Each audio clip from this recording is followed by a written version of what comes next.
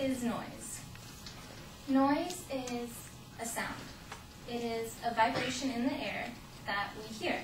It reflects off the wind or the air. It reflects off the air, and then it's something that we hear in our ears. So noise, something that we typically hear every day. And a quote said by Marvel is that people who make no noise are dangerous. And I have to agree that this quote does have meaning to it that I can follow up with, but at the same time, I don't think dangerous is quite the correct term to use. But starting off,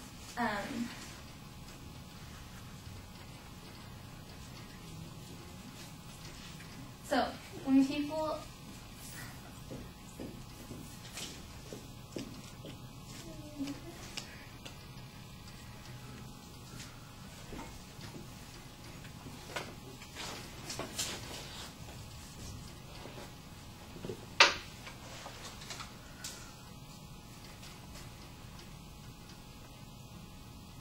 Can I start over? Just take a deep breath and go on with the next thing that you were going to talk about. Don't worry about it.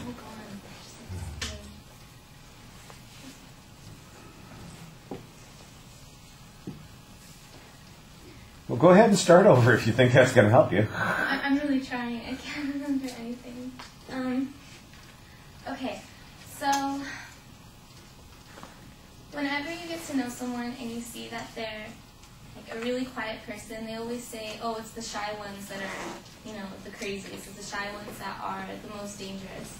But in a sense, I agree with that because I always find quiet people kind of in a sense like they're not really the best kind of people because they don't take in the opportunity to let their noise out and let the person that they are out. I think that in a sense it's always good to make noise because then you're allowing yourself to be who you are, and on top of that, people are getting a chance to know the person that you are.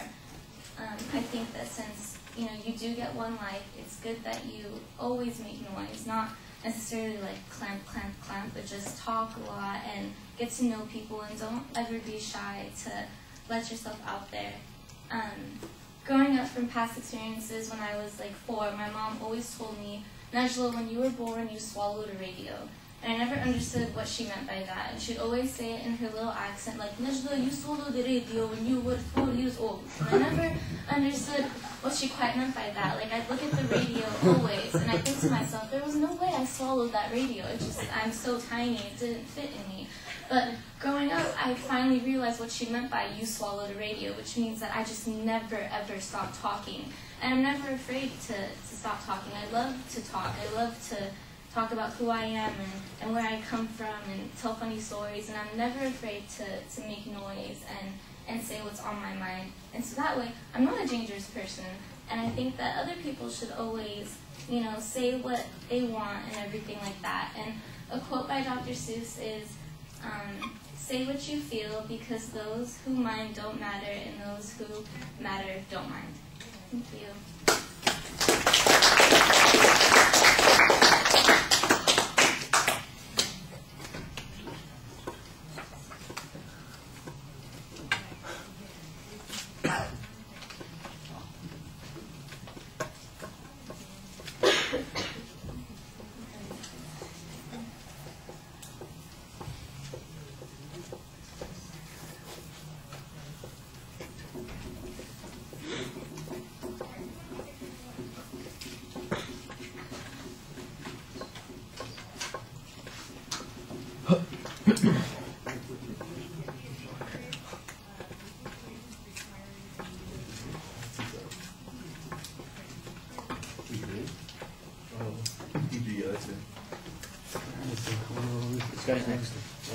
Okay.